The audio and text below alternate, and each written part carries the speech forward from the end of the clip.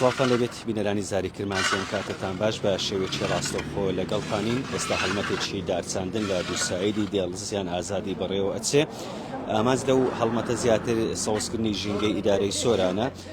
زیاتر لە 150 دار ئێستا داری چنار ئامادە کراوە دیمەنەکان ئەگوازینەوە کە ئێستا فەرمانگەی ژینگەی ئیدارەی سۆران بە هاوکاری سەرۆکایەتی شارەوانی سۆران و بەڕێوەبەراتی ناحەیدیانە هەڵمەتێکی دارچاندن لە دووسایدی دێڵزیان ئازادی بەڕێوە دەچێت کە ئامانج لەی زیاتر گرنگیدانە بە ڕێژەی سەوزایی لە ژینگەی ئیدارەی سۆران بە تایبەتی سەنتەری قەزای ناوەندی سۆران کە پێشتریش سەرۆکی شارەوانی سۆران ئاماژەی بۆ لە ڕێگەی زاری کرمانجیەوە کە ڕێژەی سەوزایی وەکو پێویست نییە و دەیانەوێت زیاتر گرنگی بە ڕێژەی سەوزایی بدەن بە چاندنی دار بۆ ئەوەی ژینگە زیاتر گرنگی پێ بدرێتن.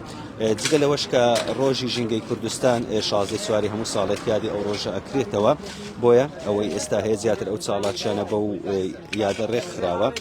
بۆ ئەم ساڵیش فەرمانگەی ژینگەی ئیدارەی سۆران لێرە هەیە. من هەوڵە دەم لەگەڵ بەڕێوەبەری فەرمانگەی ژینگەی ئیدارەی سۆران هەژار ماهیر قسە بکەم. کاکەژار بە شێوەیەکی ڕاستەوخۆ لەگەڵتین. ئێوە وەکو فەرمانگەی ژینگەی ئیدارەی سۆران بەردەوامن لەو کار و چاڵاکیانە لە یادی ڕۆژی ژینگەی کوردستانیش ئەو هەڵمەتە بەڕێوە چێ ئامانجەکە زیاتر بوو. بەناوی خۆی گەورە میهرەبان هەر وەک دەزانن 16 چارکە ڕۆژی ژینگەی کوردستان بوو لە هەرمی کوردستان و لە شار و چارکەکان کار و چاڵەکی ژینگەی بەرفراوان بەڕێوە دەچێت. ئێمەش وەکو فەرمانگەی ژینگەی ئیدارە سەربەخۆی سۆران کە بەڕاگەاندنی هەفتەی پاڵاسنی ژینگەمان ڕاگەاند بوو، ئەمڕۆ بە خۆشحاڵیەوە لەگەڵ سەرۆکاتی شارەوانی سۆران هەلمەتێکی نەمامچاندن لە دووەم چالاکی ڕۆژی ژینگەی کوردستان هەفتەی پاڵاسنی ژینگەمان ئەنجام داوە. لێرەدا ئامانجمان ئەمە ئێمە بتوانین زۆرترین چالاکی ئەنجام بدەین. لەوەوە کەوشەکان لەوەشەوە بکەین بە کردار و هەروە دروشمەکانیشمان بکەین بە پرۆژە کە ئێمە بتوانین وەکو بڵین بە عەمەلی بە کردداری بچینە ناو کار و چالاکی ژینگەکان بۆ ئەوەی بتوانین ڕوبەڕوو ئەو گۆرانکاریە کێشەوە بین. ئیدارەی سۆرانیش ڕێژەی سەوزای وەکو پێویست نییە لە هەموو قەزا و ناحیەکانی سەر بە ئیدارەی سەربەخۆی سۆران، بۆیە دەمانەوێتن لەکوێ ئەم چالاکیانە هەلمەتی نەمامچاندنی تێدا بیتن کە ئێمە بتوانین ڕێژەی سەوزای لە شار و شارشتەکان لە قەزای ئیدارەی سەربەخۆی سۆران بەرز بکەینەوە، چونکە ئەبینن ئێستا جیهان و وڵاتانی دنیا و کوردستان ڕوبەڕووی گۆرانکاری کێشەهەوا بوونێتەوە. یەکێک لەوانە زیادکردنی ڕێژەی سەوزای ئێمە بتوانین ڕێژەی سەوزای بکەینە ستانداردی جیهانی، چونکە لە هەر شار و شارچکێک ناگرێتن ڕێژەی سەوزای لە 125 کەمتر بیتن. بۆیە لە ئیدارەکەمان ڕێژەی سەوزای زۆر کەمە، ڕێژەکە لە نێوان 3 هەتا 5%. بۆیە ئێمە بتوانین ئەم ڕێژە سەوزا زیاد بکەین و لە ڕۆژانی ئایندەشدا ئێمە وەکو فەرمانگەی ژینگەی ئیدارەی سەربەخۆی سۆران لەگەڵ دامدەستگاکانی تر لەگەڵ ناوەندەکانی تری خوێندن لە شار و شارچکەکانی تر زۆرترین کار و چالاکی ژینگەی ئەنجام ئەدەین، چونکە ئەمڕۆ جیهان و کوردستان پێویستی بە تاکێکە، پێویستی بە نەوەیەکێکە هوشیار و ڕۆشنبیر بیتن، باوەی ئێمە بتوانین لە ئایندەیەکی زۆر نزیکدا بتوانین ڕێژەی سەوزای بەرز بکەینەوە،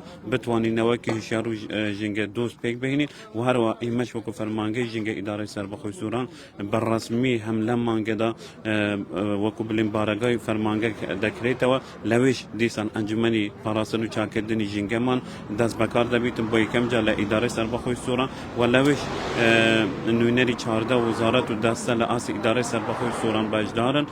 ئێمە دەمانەوێتن ڕۆژی ژینگەی ئیدارەی سەربەخۆی سۆرانیشان لەم مانگەدا دەستیشان بکەین، چونکە بەپێی بڕیاری نەتەوەی گرتوەکان پێویستە لە هەموو قوتابخانەیەک، لە هەموو شارێک، لە هەموو گوند و ناحیەیەک ڕۆژی تایبەت بەخوا هەبیتن لە ڕۆژانی، چونکە نامانەوێتن کار و چالاکی تەنیا لە یەک ڕۆژدا کۆ بکەینەوە و قەتیز بکەین لە یەک ڕۆژدا.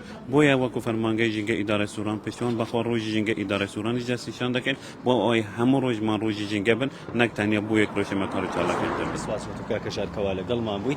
ئەمە قسەکانی هەژار ماهیر بەرپرسی فەرمانگەی ژینگەی ئیدارەی سۆران کە ئاماژەی بێ کرد ئەو فەرمانگەی زیاتر چاودێریکردن و پاراستنی ژینگەیە لە هەرێمی کوردستان و ئەمە لە سۆرانیش وەکو هەژار ماهیر ئاماژەی پێکرد لەو مانگەدا بە فەرمی ئەو فەرمانگەی ئەکرێتەوە. زیاتریش ئاماز لێ خزمەتکردنی ژینگەی سنووری ئیدارەی سەربەخۆی سۆرانە بە تەواوی قەزا ناحیە و گوند و ئاواییەکانی.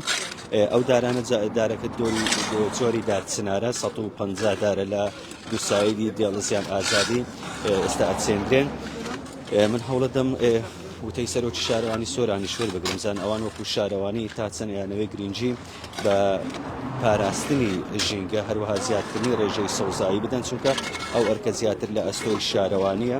لە سنووری ئیدارەی سۆرانیش کۆمەڵێک پارک و باخچەی تایبەت و گشتی هەن ئەوان کارسیان توانیانە گرنگجی بەو پارکانە بدەن.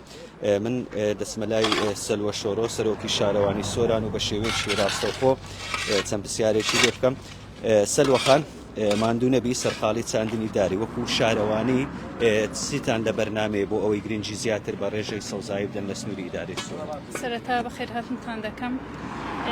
لە بەرنامەماندا ڕێژەی سەوزایی زیاد بکەین، هەر لەمڕۆ و لە ڕۆژانی پێشتر و لە ڕۆژانی داهاتوش بەنسبەت ئاودانەکەش سیستەمەکە موافقەمان وەرگرتووە لە ناودووە سیستەمەکەی بۆ داهێنرێ و کاری ئاودانیش وەرگرێ. شتێک لێرە هەیە بە تایبەتی لە دووسایدی دیاڵزیان ئازادی مەسەڵەی چێڵ و مانگای بەرەڵای ئەوەی لە شەقامەکان بۆ ئەوە چی ئەکەن بۆ ئەوەی ئەو دارانە بپارێزرێن و نەخرێن؟ لیژنەمان پێکێناوە ڕۆژانە کاری خۆی دەکا لە ئێستادا بەردەوامە و کاری ڕۆژانەی لەسەر دەکرێت. پێشتر باس لەوە کە ڕێژەی سەوزایی وەکو پێویستنیە لە سنووری قەزای ناوەندی سۆران هەوڵەدەن ئەو ڕێژەیە زیاتر بێتن؟ بەدڵنیایەوە هەم هەوڵ دەدەین و هەم هەوڵیشمان داوە. باشە، دەستان خۆش بەسواز بۆ تۆ. ئەمەش قسەکانی سەلوە شۆڕۆ سەرۆکی شارەوانی سۆران لەبارەی ئەو هەڵمەتەی کەوا بەڕێوە ئەچێتن. من وەبەسمە قسەکانی بەڕێوەبەری ناحیەی دیاناش وەربگرم. کاک فەرزنگ ئەحمەد بەڕێوەبەری ناحیەی دیانام لەگەڵ دەبێ. کاک فەرزنگ، ئەو جۆرە هەڵمەتانە تا چەند گرنگیان هەیە کە لە سنووری ئیدارەی سەربەخۆی سۆران بەڕێوە ئەچن و ئێوەش وەکو ناحیەت ئەرکێکان ئەکەوێتە سەرشان؟ بەڵێ، ئەو ئەرکە ئەکەوێتە سەرشانی هەموو کەسێک هەموو هاوڵاتیەک لە هەر شوێنێک بی پێویستە گرنگی بە سەوزایی بدە. دیارە ئەوڕۆ شارەوانی سۆران هەم فەرمانگەی ژینگەی ئیدارەی سۆران ئەو هەڵمەتەیان دەست پێ کردیەکە نزیک 200 دار نەمامە یانەوێ لە جووسایدی دێلزیان بچینن. ئەمە خۆی لە خۆیدا ئەمە جێی دەستخۆشیە. هیوادارم هەموو لایەکمان بتوانین زیاتر لە داهاتوو گرنگی بە سەوزایی بدەین، بتوانین سیمای شاری خۆمان جوان بکەین و زیاتر شاری خۆمان سەوز بکەین. پرسیارم لە سەلوەخانیش کرد بەڕێز وەکو بەڕێوەبەری ناحیە دیانە بۆ ئەو چێڵ و مانگانەی کە بەڕەڵام بە تایبەتی کە زۆر زارگەرە لە سەوزایی ئەدەن چیە؟ ئێمە لیژنەیەکمان پێکینایە لە ئیدارەی سەربەخۆی سۆران بتوانین بە هاوکاری شارەوانی سۆران بتوانین ئەو هەموو مەڕووماڵاتەی ئەو حیوانە و چێڵ و ئەو چێڵانەی کە لە ئیدارەی سەربەخۆی سۆرانن دەکەونە ناو شاری سۆران شوێنێکمان لۆ کردینەوە، بە تایبەتی ئەو هۆڵانەی کە دەکەونە ناو گوندەکان بتوانین ببینە دەرەوە، هۆڵیان لە دەرەوە لۆ دروست بکەین، بە یەک جاری بتوانین لە ناو شاریان بە دوور بێت.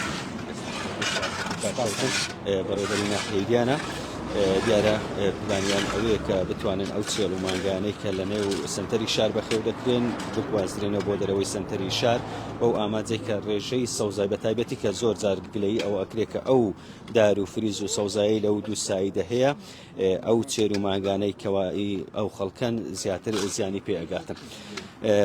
ئەمە ئەو هەڵمەتی دارچانەیە کە ئێستا لە سنووری ئیدارەی سەربەخۆی سۆران بەڕێوە ئەچێتن. وەکو گوتمان لە ڕۆژی ژینگەی کوردستان هەڵمەتی زۆرا و جۆری ژینگەی بەڕێوە چووە، ئەوەی ئەمڕۆژ 150 دارە لە دووسایدی دەڵزیان ئازادی لەلایەن فەرمانگەی ژینگەی سۆران و سەرۆکایەتی شارەوانی سۆران چێندرا.